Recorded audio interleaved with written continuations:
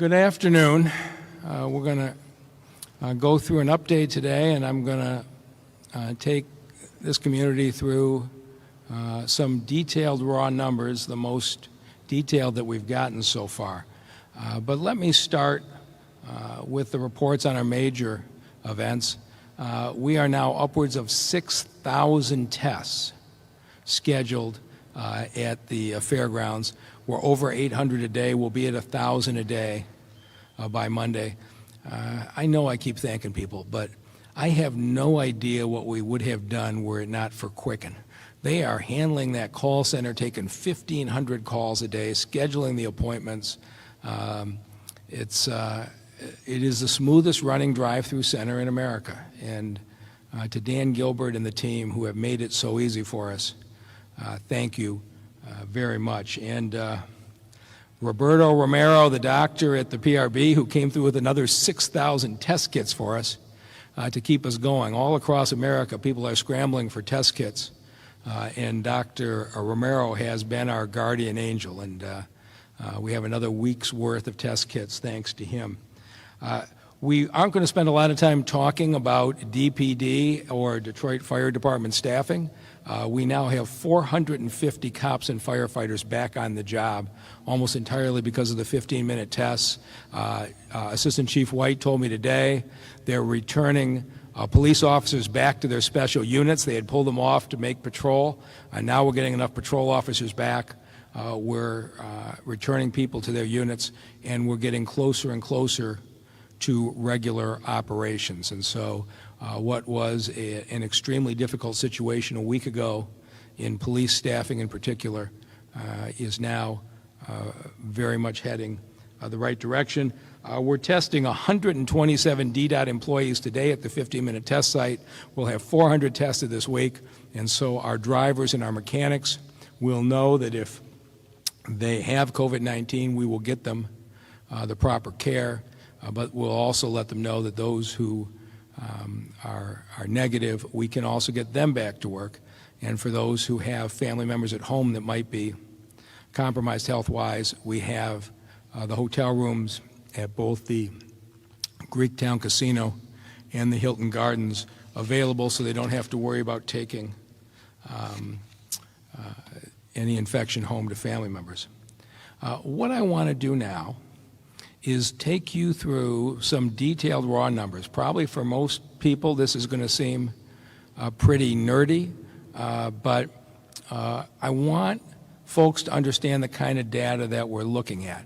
And we haven't been talking about it because the way tests are being done, there are so few tests being done, and the way reports are coming in, it isn't necessarily reliable.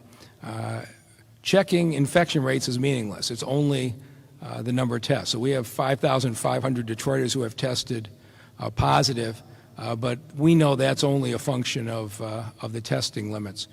But when it comes to deaths from COVID-19, that gives us a real sense of where things are going.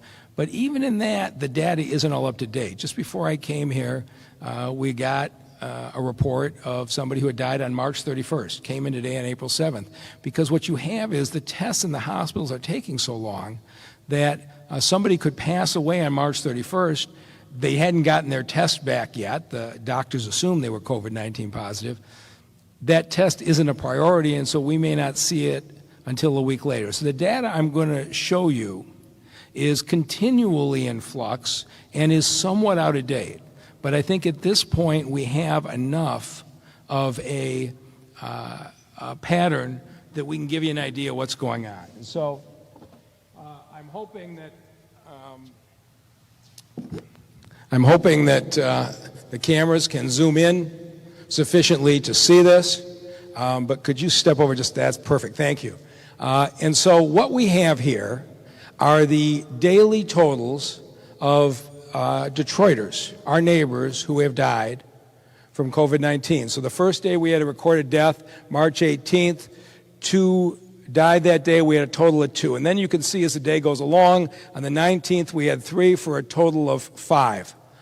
When you are looking at an epidemic, What you're looking for is how fast it's spreading in the community, which means how many days does it take for the spread to double. The rate of doubling is your earliest indication of whether it's getting worse or it's getting better. So let me show you. On March 25th, which I've changed to red, we had one person who died that day. We had 24 people total in the city.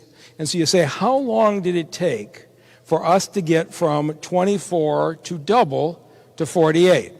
And if you can see the screen, you can see that it was 2 days later, March 27th. The number of Detroiters who died at that part of March were doubling every 2 days. That's a horrifying rate for any pandemic. But we have been engaging in, as a community, in social distancing. We've been telling you, if you stay home, if you stay away from people, we can slow that down. And I want you to see some early results. And so March 26th, I changed to purple. 36 people had died as of March 26th. How long did it take for that to double? You can see on March 29th, we had 73. It had doubled in 3 days. It was slowing a little bit, still a horrible rate. And then if you look on April, let's talk about March 29th. We had 73 on March 29th. How long did it take for that number to double? Well, you can see on April 2nd, we had 147. It doubled in 4 days, starting to slow. This is what we're attempting to do. And then April 1st, we had 125 of our neighbors had died. How long did it take for that to double? Well, actually, today, we still haven't doubled, and we're on 6 days later. So now, what we're seeing is the rate of doubling is slowing to every 5 to 6 days. This is what we are trying to accomplish, and what we are doing is starting to work. This is the first glimmer of light we have seen from the data since this pandemic started. The storm's not over, but for the first time, we can see we can beat this, and we can beat it in weeks, not months, if we keep doing what we're doing. However, if the weather warms up tomorrow, and people go back outside and cluster in groups, this will very quickly rise back to doubling every 3 or 4 days. Except now, we won't be doubling from 10 to 20 Detroiters, we'll be doubling from 200 to 400 to 800. We are at a time where I think we may be bending the curve, but we're at a very dangerous time if we don't stick with what we're doing. And so, I wanted to share this because in a way, and we're going to post this continually, and you're going to have to be patient with us because these numbers are going to continue to fluctuate even back a week or two ago, but we'll honestly post the latest numbers that we have. But in a way, this is a report card. It's a report card on me. It's a report card on the police officers that have been breaking up these groups. It's a report card on the doctors and the nurses in this community.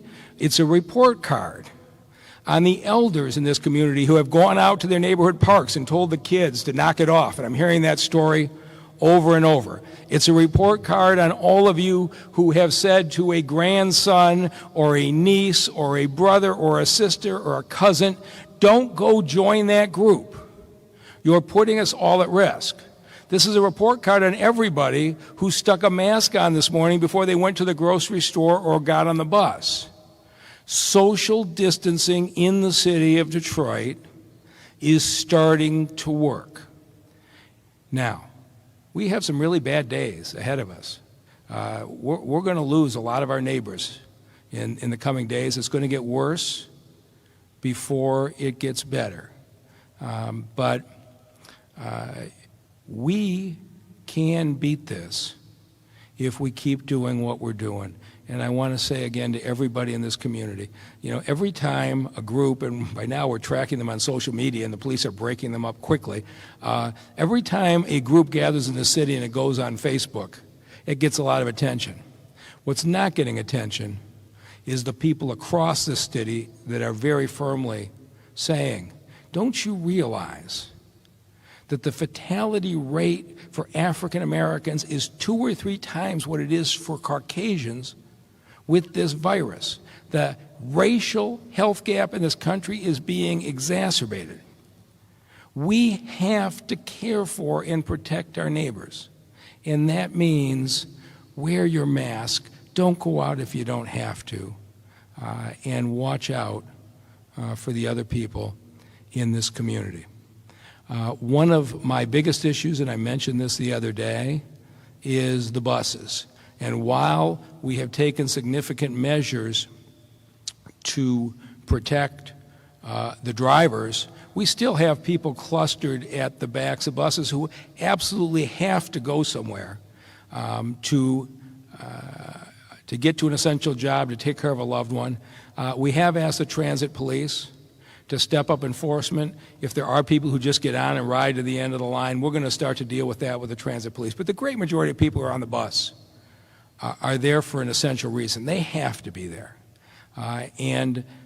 Yesterday, Denise Fair did a video on how to make your own mask, which has gotten 22,000 hits and gone viral. And I'm told today there were far more masks on every bus in this city than we've seen before. But that wasn't enough. So I have been working with the governor, and she came through yesterday with 20,000 surgical masks. And because Governor Whitmer backed us on this, we had to get masks that weren't needed by the hospitals. The hospitals had to have the first priority. But these were masks that weren't needed at the hospitals, and we are now going to start tomorrow by making them available on the buses as you get on, so that we ask every single rider, if you don't have a mask before you get on the bus, please take one. And the person who has been driving a whole lot of our successes, from everything from the fairgrounds to our DDOT response, our Chief Operating Officer, Hakeem Berry, will talk to you about what you can expect to see on the DDOT buses tomorrow. Hakeem? All right. Thanks, Mayor Duggan. We've asked our hard-working team at DDOT, you will see this effective tomorrow. So we're going to have a box of surgical masks just like this fastened to the end of the bus. So as the passengers board the bus, they'll see this box along with a sign and a request to please take one. Now, we know that supplies are limited, so if you already have a mask or you have access to masks, we ask that you please refrain from taking it and allow the passengers who don't to take one of these masks. Also, as recommended by even the CDC, you don't have to throw your mask away immediately after use. You can wear it again until it's soiled. And for that, what's recommended is a brown paper bag. And I do the same thing, so I usually keep my mask for several days.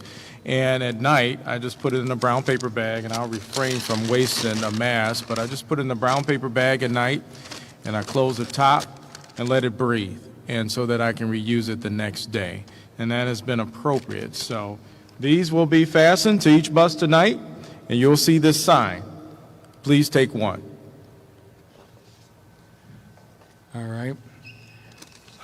We have the ability now with the 15-minute tests to turn our attention to the most vulnerable of all of our citizens, and that's the men and women living in nursing homes.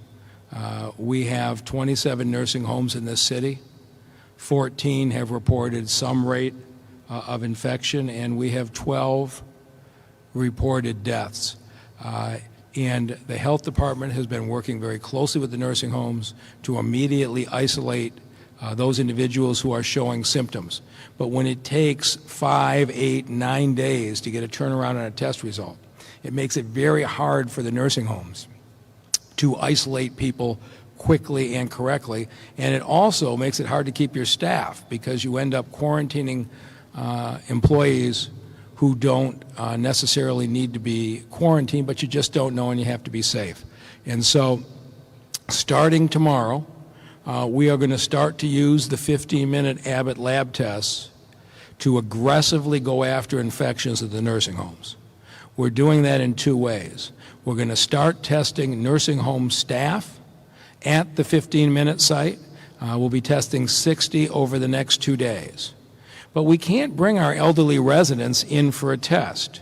And so what Abbott advises us is that we can actually go out to the nursing home, and Wayne State University has been terrific. The medical students from the Wayne State Medical School are going to go out to nursing homes, and we're going to do one nursing home a day, starting with the ones with the most problems. And here's what will happen. The medical students will go out during the day. They'll take the samples of every nursing home resident that day, and then after 9 o'clock at night, when our testing lab shuts down from bringing live tests in, our medical students and team will stay till midnight or 1 a.m.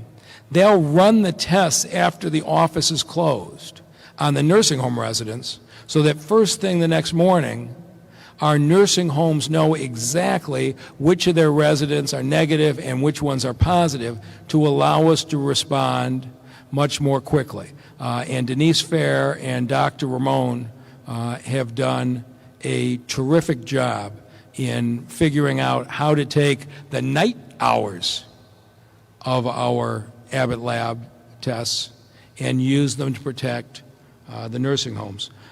2 other points, and then I'll turn it over to Denise Fair. This weekend, of course, is Good Friday and Easter. We have our 6 nutrition sites where we're giving out food at some of them on Tuesday, Wednesdays, and Fridays, some 5 days a week.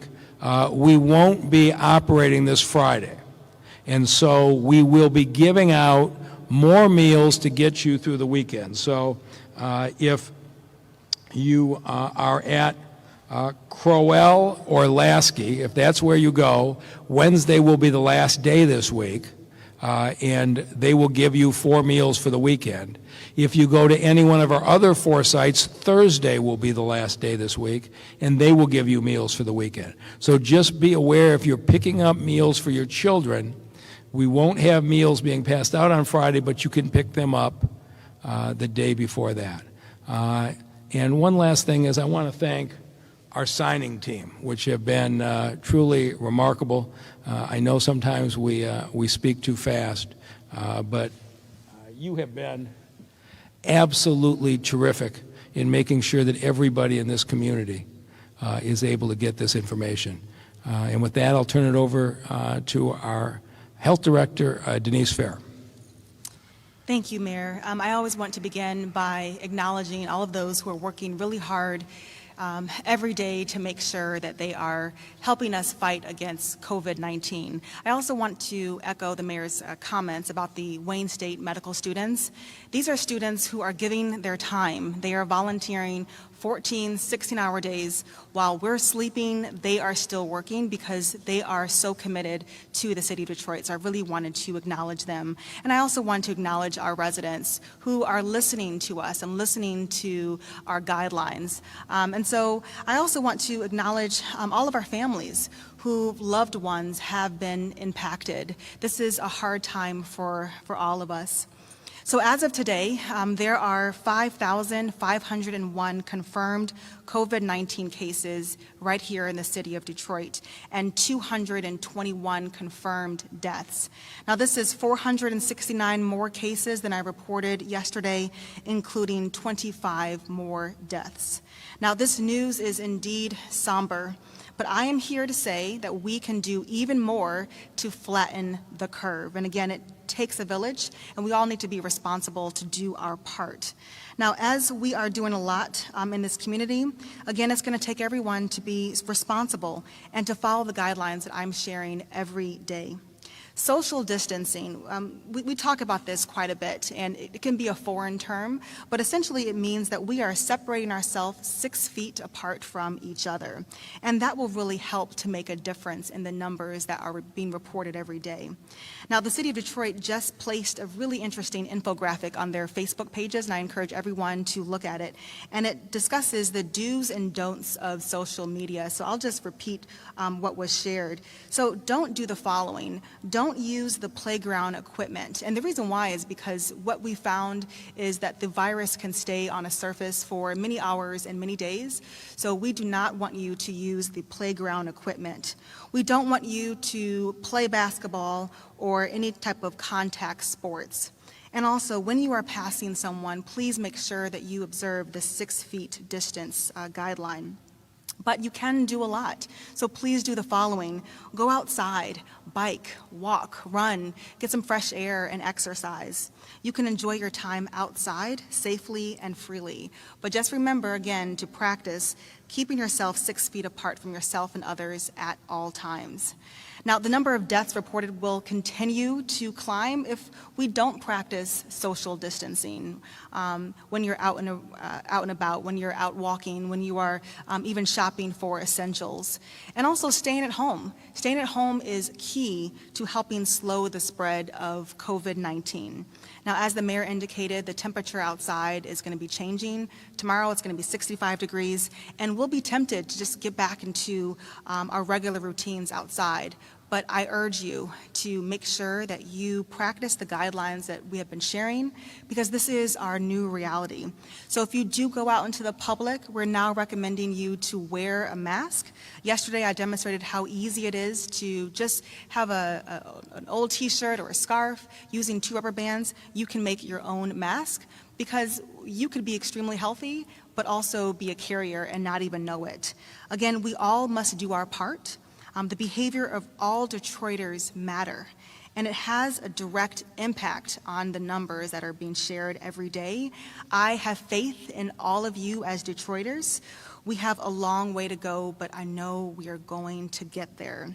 So let's please continue working together to help each other. And if you are, again, feeling overwhelmed, sadness, full of anxiety, please do speak to someone to ensure your mental health is also cared for. Again, please stay home and stay safe. And with that, I'll turn it over to the mayor. All right, anybody have any questions? Good afternoon again, Mr. Mayor. Jim Kurtzner with Channel 7. We got some startling figures last night. Beaumont Healthcare, 1,500 workers testing positive. Henry Ford Hospital, in excess of 700 workers testing positive. Those numbers continue to go up, and these are frontline personnel with the protective gear. What are your thoughts, concerns, and even fears about that moving forward? You know, I ran a hospital system, and I never admired a group of people in my life more than the men and women who worked at the Detroit Medical Center. And, you know, they face risks from communicable diseases all the time, but nobody has ever seen a risk like this in our lifetime. And I would say the way we honor them is to stay home, or when you're out, wear your masks and respect them, because they're putting their lives on the line. They know it. They're putting their lives on the line every day they get in the car and they head for work at Beaumont or Henry Ford or St. John's or Trinity or DMC. These doctors and nurses and the transporters who push the wheelchairs and the nurse assistants who are changing your bedpans, they know they're putting their lives on the line, and they just deserve enormous gratitude from us. Having said that, you have 2 field hospitals who are being set up, or which are being set up. One down the street could be by the end of this week. Is there a concern about having a shortage of these healthcare workers, not only in the hospitals with the numbers that we're seeing now, but also a shortage for the field hospitals that are close to opening up? You know, I talked to Wright Lassiter at Henry Ford at great length about this today, and talked to Audrey Gregory at DMC yesterday. We are lucky that Henry Ford and DMC have both significantly expanded their lab testing in the last couple of weeks, which means they are testing their own employees and getting them back. So they're in a far different situation than they would have been a few weeks ago, in that they know who's healthy and who's not, much like what we've done at the police department. And so we will see what happens. The plan is for the lower acuity COVID-19 patients to go to the field hospital, those who maybe are off the vents, are getting better but aren't quite ready to go home, the low-risk patients. And if this is done right, and I think the way that the governor and the team are conceiving of it is exactly right, what they'll do is take the low-risk COVID-19 patients out of the crowded hospitals, move them to the field hospital at the TCF Center. And my guess is in the next week or two, you will see that happen. But for now, I've talked to the hospital CEOs. They believe that this is going to be a manageable situation. So just to follow up, having said that, we're not going to run out of healthcare workers. Is that the message? Again, the governor is driving this, but from what I'm hearing, they believe that they will be able to staff up. They're not going to open with 1,000 beds overnight. Nobody could do that. But could they open with 100 beds in a week and start to take some pressure off and then ramp up as they go? I think they can. So from what I'm hearing, they're going to have the ability to open and phase it in a piece at a time. And I direct you to the folks at Henry Ford who are driving this or somebody on the governor's team. They're consulting with me extensively only because of my background in hospitals, but I'm very impressed with what I'm hearing about the way they've approached this TCF Center. I think it's a good plan, well conceived, and I think it'll take the pressure off the hospitals. They're doing a really good job right now, at least the Detroit hospitals are, of sharing with each other who has beds, and as they call it, load sharing. And it's being managed reasonably well today, but if, in fact, we double, and I showed you we're doubling every 5 or 6 days, even if we double again over the next 7 days, it's still likely to be more capacity than the hospitals can handle, and there probably will be a need for the TCF Field Hospital, and I'm staying on top of it literally every hour. Okay? Okay, this could be for Mayor or perhaps Mr. Barry. We've got a few questions on DDOT. First one is regarding... Did you call him Mayor Barry? No, Mr. Barry. Okay, sorry, I thought you got promoted. Okay, go ahead. It wasn't a Freudian slip. First question was, are there any concerns about the sanitization of the masks if multiple people are reaching to the same container to get the masks? Are we concerned about contamination there? Right. So I want to pull one out so bad for you, but I don't want to risk it. But the way you pull it, you pull one out. It's like a tissue, and that's the way the box is designed. It'd be pretty obvious someone tried to squeeze their hand in there because they would tear the box off, but you can just pull one out at a time. Okay. And are there any concerns as well, or how would we prevent people from grabbing multiples? That is a concern, and we always have our transit police on standby. We've been monitoring the riders, and most of them are actually wearing masks, so we hope that there won't be a need to grab the whole box, but we will monitor that starting tomorrow and see how it goes, and if we have to put more measures in place. But that's a good point. We're going to ask Detroiters, please take one, put it in the paper bag and store it, because we only have a limited number of these. The hospitals have priority in the surgical masks. That's the way it should be. We're not taking any masks unless the hospitals are fully supplied, but we don't have that many for the public. And so it's really important that you take one, you store it, you keep it for as many days as you can, or even better than that is make the kind of mask that Denise Fair demonstrated yesterday. But we're going to have to ask the public again, be considerate of your neighbors and leave the mask for them. And the bus drivers will be putting out a limited amount at one time. We won't have our whole supply out. So we'll try to manage the abuse. But I got to tell you, people in the city have been, very cooperative and really of good heart during this crisis.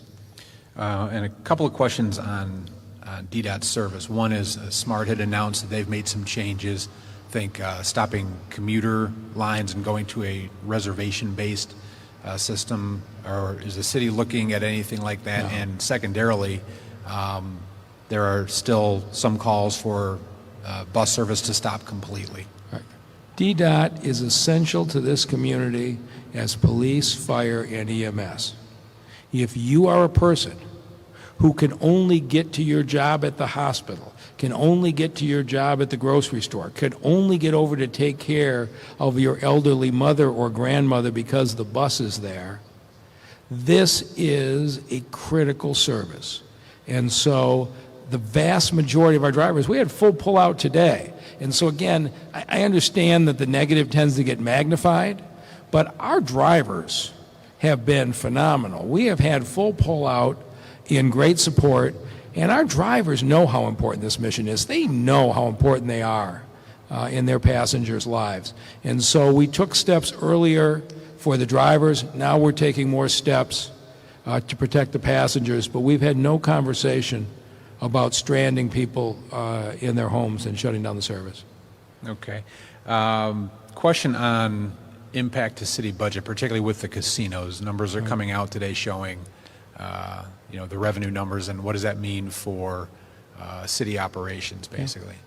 Yeah, I mean, we're going to run a deficit of more than $100 million in this fiscal year that ends June 30th. Now, we've run balanced budgets year in and year out since I've been here. We've never talked about a deficit. We're going to solve it, but there's going to be a point at which we're going to have to talk about cuts, and they're going to have to be painful cuts. We're not going to have to do anything different than every other city and state government's going to have to do.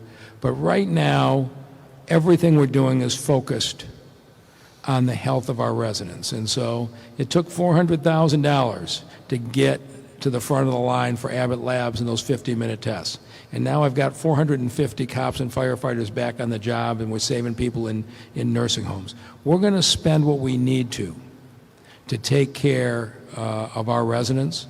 And then, as a community, we're going to have to deal with the fact that we got a major budget deficit. And I'll worry about that in a week or two. Right now, we got to break the back of this virus. I think you've addressed this to a degree already, but are you hearing or experiencing any issues on the supply side, particularly as it relates to personal protection equipment? Yeah, I mean, Hakeem can write a book. He's been the one scavenging it from around the world. Why don't you talk about what's going on? Well, first, I have to give credit to our procurement department because they have been phenomenal in finding equipment that's helping support our State Fairgrounds and relieving that pressure for some of the hospitals as well. We are constantly evaluating how many days and what we call as a burn rate, how far out we have. So we're staying on top of it. So right before this conference started, I got another call about another delivery of masks. And our procurement department and also businesses that have been donating all types of masks, from surgical masks to N95, has really gone a long way in helping to support the mission that we have. Okay, and last question I've got I want to make one more point. Yeah, sure. Boise Jackson probably is somebody most Detroit has never heard of, but he's our procurement director. But when I call him up and say, I got to get 5,000 swabs for test kits, and he doesn't really know what the specs on a swab are for a scientific test, and 24 hours later, he's lined up 5,000. This is what he has done for us time after time, and Boise Jackson and that procurement team are really unsung heroes of our response. Last question I've got right now is from WWJ. Apparently Senator Shirkey announced a work group aimed at transitioning Michigan citizens back to work, and they plan to report to the governor on April 17th. Do you have any concerns about a too rapid return to work? Again, we have a team working on return to work ourselves. And so I expect the city of Detroit to lead the country in strategies in reopening businesses. Why we're spending so much time on things like our grants programs to small business, the Feed the Front Lines program to help the restaurants keep going and the like. And so we should be thinking through what it's like. So I have one team that's working hard on how we're going to restart government and the economy, and another team that is trying to bend this curve as fast as we possibly can so we can shift to those conversations. So I don't know that April 17th is going to be the restart date. That sounds, based on what I'm seeing, very optimistic. But I can tell you we have teams working on that as well. Okay. Last question. All right, thank you all very much. 怎么又晚了？这诊所太远了，这里多开几间就好了。政府里需要有我们的人，需求才会被听到。哎，你这……哎，你们两个都对，可光说有什么用呢？填好2020年的人口普查，就可以协助公共资金的分配，比如地方医疗、更多的政府席位。想要给自己发声啊，赶紧上网填，打电话也行。请上2020census.gov 完成普查。